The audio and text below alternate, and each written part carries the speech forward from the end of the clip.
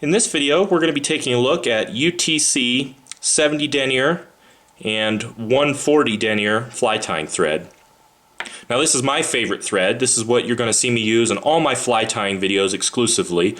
There's a few reasons I like it. One of the reasons is for the diameter. It is very strong thread. It's very durable stuff. Also, it lays flat. It has kind of a flossiness to it. And the reason I like it to lay flat is I can control the thread, believe it or not, much more when it's flat. I can place wraps on top of each other with flat thread, and they won't wander or bind. You can see there it lays nice and flat. I can also cover the hook shank very easily with that flat thread. It just goes right on and covers up. There's no ridges or gaps.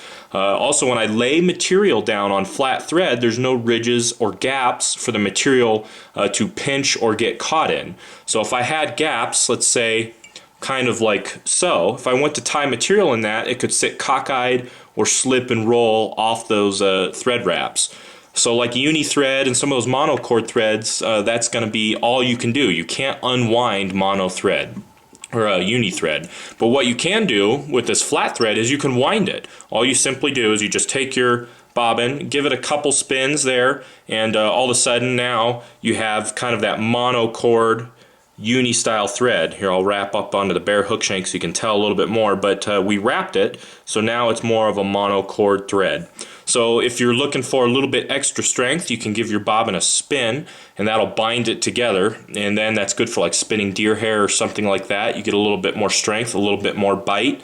Or if you don't like the flossiness, when you're at a certain step of your fly, you can just spin the bobbin and bind it. But you can unbind it too. You can just spin it the opposite way and it will go right back to its kind of flossy state there. Now this is 140 denier. It is very similar to, let's say, a 6/0. It's kind of in between a 6/0 and, let's say, a 3/0. It's a little bit, just a hair thicker than 6/0. So it's good for your larger flies. I use it on all my woolly buggers, saltwater flies. I even spin deer hair with it, believe it or not, in all the videos you see me tying mice and things like that. That's how strong it is. Now it's not as strong as Kevlar or gel spun, and you don't want it to be, because if it is that strong it will cut through and break materials.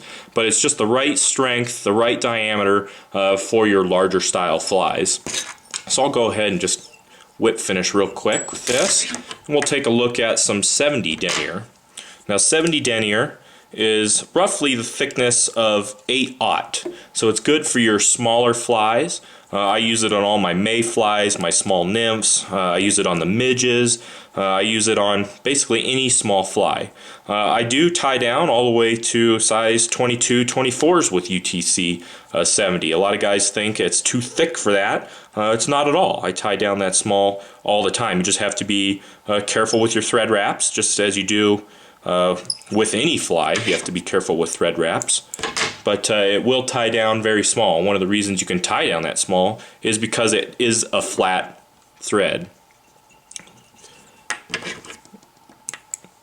Just go ahead and tie it in. We'll tie it up right up to the 140. You can see there, lot thinner than the 140. It's about half the size. So very thin and nice and flossy, but it's not too flossy. When I say flossy, I don't mean like an actual strand of floss. It is flat in that nature, but it is still a very controllable thread. With floss, a lot of times it'll get out of control and start wandering on you. UTC 70 won't do that.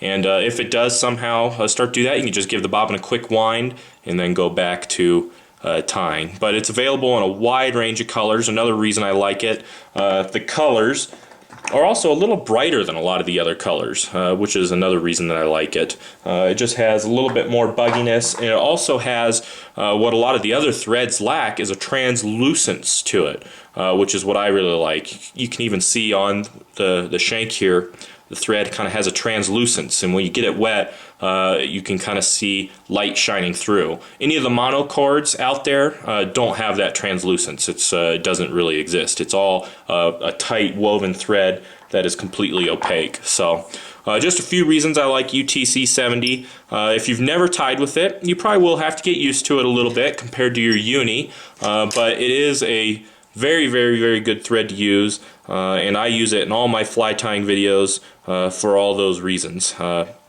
another reason is you can tie right on top of the thread too. Well, since it's flat, you can take wraps and you can literally just pile them right on top of each other and they won't slip or roll off. If you can see there, I just made about 8 wraps or so right on top of each other.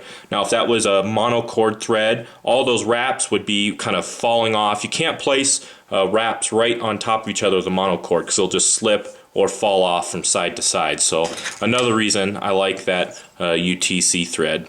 And you can find it on our website, intheriffle.com.